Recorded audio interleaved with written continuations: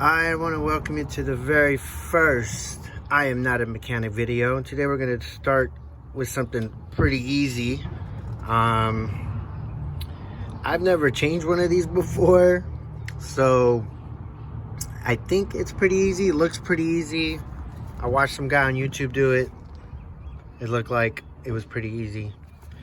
I don't remember if it required any tools actually, so even easier. What this thing is here, this is called a, what is this shit called? It's called the Vapor Purge Control Valve. Vapor Purge Control Valve. Some places I saw they called it an EVAP Purge Valve, EVAP Purge Control Valve, some shit like that. I'll write it in here, you'll see it. And I'm not sure exactly what it does. Like I said, I'm not a mechanic, but I work on my car all the time. I just swapped out this engine, me with a couple of buddies, so I'm into it, working on cars and stuff, so I'm not afraid to try things and look things up. But I see a lot of these mechanics online, they fucking Owen won't shut up. Owen's the dog, the neighbor's dog. I see a lot of these mechanics online, but they don't go into a lot of detail, and sometimes it's like hard to see where the actual thing is, you know, that you need to replace. It's like, where the fuck's it at? I can't find it. It's like they seem to know where it's at, and just different shit where I'm just like, you guys know how to do this shit already, so you know, you're not explaining it like a beginner. I'm a little bit further down than a beginner, but there's still a lot of shit that I've never done, so yeah. So anyways, that's this thing here. And the reason I think I have to change it is because, see, this is a whole nother problem. I have a couple of I have a check engine light with a bunch of codes. All my O2 sensors, so all 4 O2 sensor heat sensor codes are going off, and an EVAP control purge valve is going off. So all the research I did led me to that this thing is what needs to be replaced, and hopefully that changes the shit out. I have done a bunch of other troubleshooting, which I'll put in the description, to get to this point in case anybody else gets that, which is supposedly pretty rare.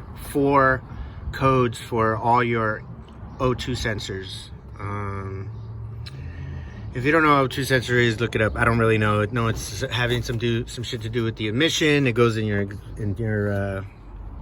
exhaust system, and it's supposed to read some O2 levels and I don't know, some smog shit, I think, but whatever. Anyway, so let's get to it. Oh shit, I forgot.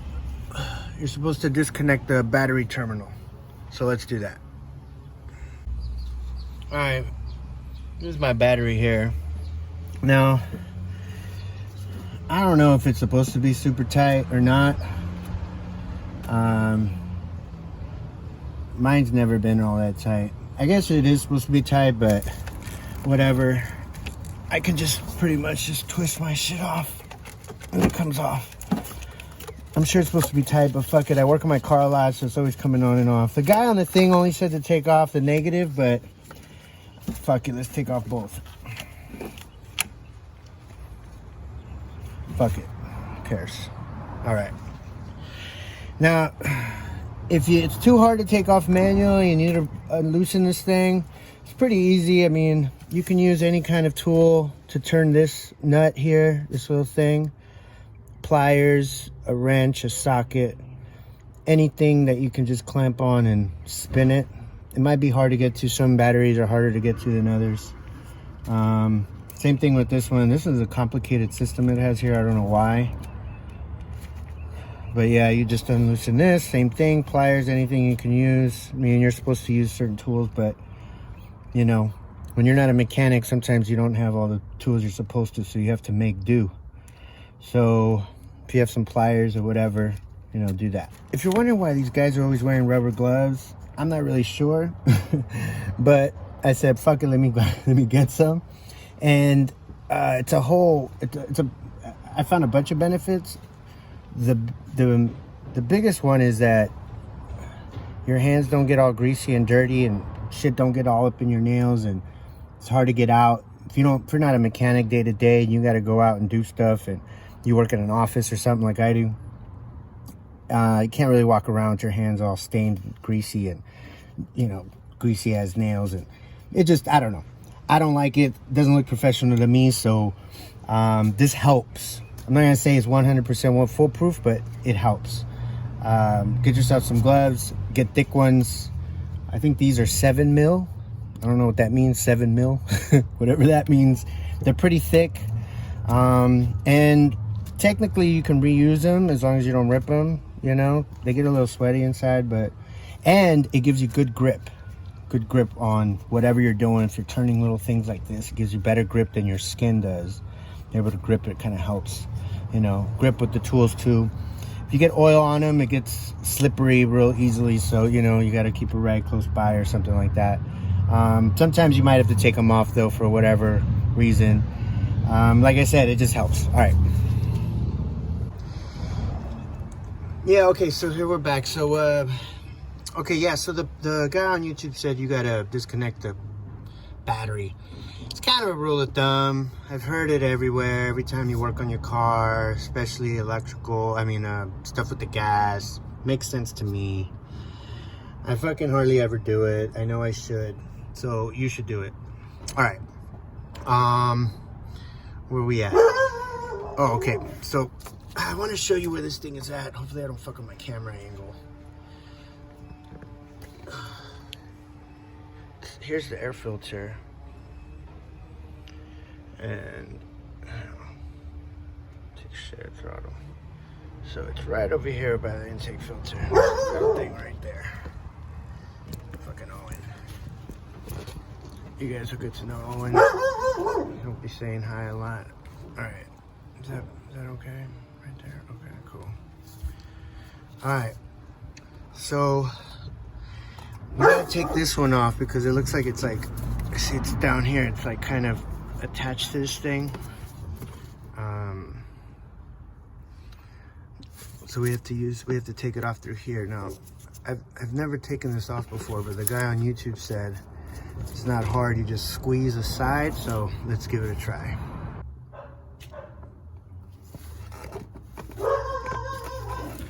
Let's see how easy. This guy made it seem pretty easy. I mean, he struggled a little bit. He was pushing something. Pushed it in, pushed it down. Usually these things are not that hard to take off.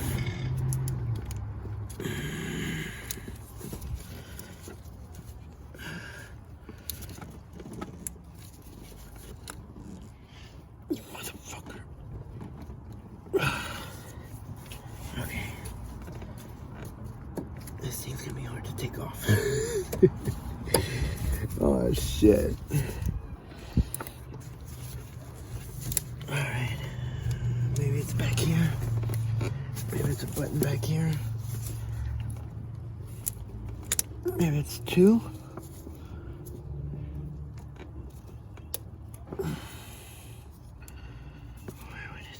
Maybe it's here.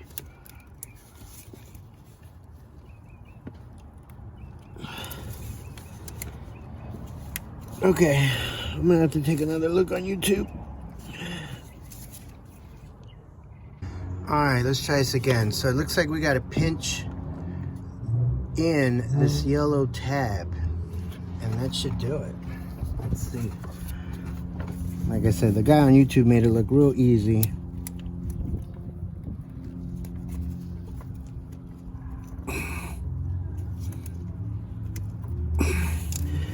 I'm pinching the shit out of that tab.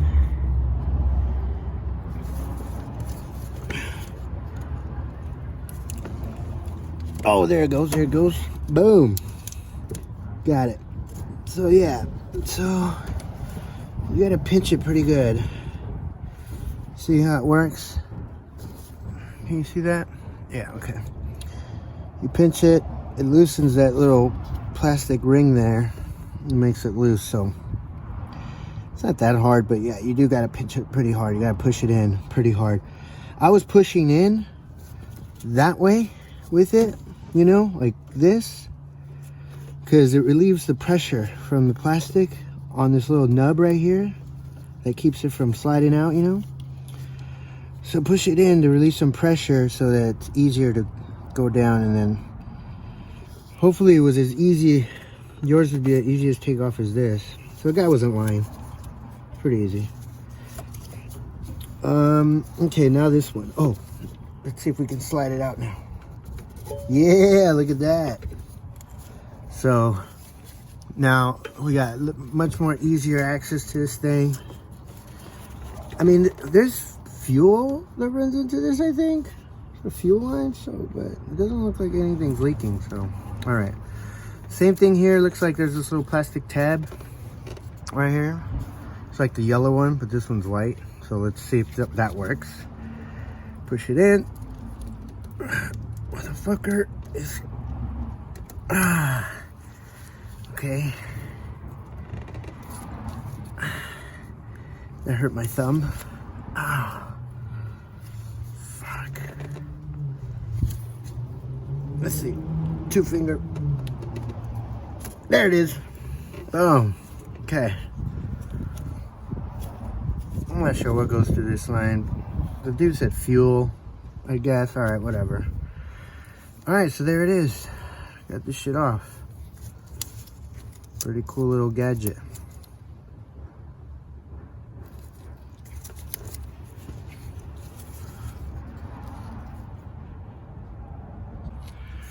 So this is the new one that I just got from AutoZone. You always want to check it out, compare the two, because a lot of times they give you the wrong shit, man, and it's like completely from like not your car or whatever. Sometimes it's not their fault, sometimes it is, they're just careless. But this one's a little different. As you can see, this one's got this little green thing here, and this one doesn't. I don't know why. This was the cheaper one. As you can see, it says made from China. So it's the cheaper one. I'm always told not to buy the cheaper China part. This one was assembled in Canada. I bet you the parts were made in China. But, you know, assembly is important. So whatever, I don't know, I'm on a budget, so I bought this. Hopefully it works. It says it's for my car. You know, I looked it up, I did the research. It says it's for my car. It's just the cheaper version. So this must be like a little fancy, I don't know, purge kind of valve thing. I don't know. Like I said, I've never messed with this ever in my life. Been working on my cars all my life. I've never heard of this. Maybe some of you have. I'm sure mechanics know all about it. But yeah, so I figured, okay, this was 30 bucks. This one's 80 bucks. I'm gonna go with the $30 one. If it breaks, fuck it, I buy another one. It was still cheaper than buying the more expensive one. Plus it just has a limited lifetime warranty, so whatever. Wasn't hard to take off or replace. I'm going cheap. All right. Now let's put this bad boy in. So you usually want to try to do this stuff in reverse. So the last thing we took off was this one, and that one was on the top, correct? Snap that on. All right, snap that bitch on there. Okay, looks good. Now, I'm gonna slide this thing back in here.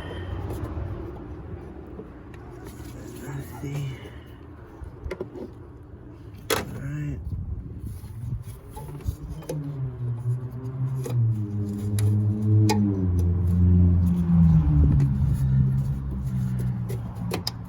Alright. Alright, clipped in. Now we're getting the one on the bottom. Push that in. Boom. Now get a little electrical joint. Boom. Dunskies. Feels pretty easy. Now what I gotta do now is I gotta run the car and see if the check engine lights come back on, and then check the codes. I'm gonna show you something in case you're working on this that that the guys in the forums, on the Mustang forums, told me, which I thought was pretty helpful.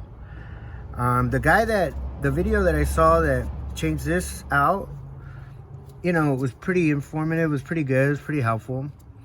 But fuck it, you're on my channel, so you're watching me.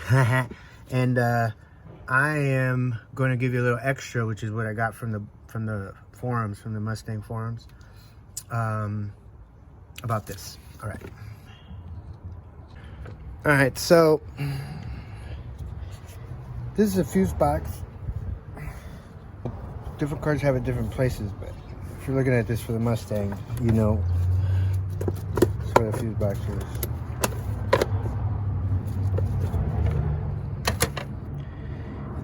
And the guys on the forum told me that this one here, this 10 that you could see right there, fuse, can you see that? I think you can. Make it more.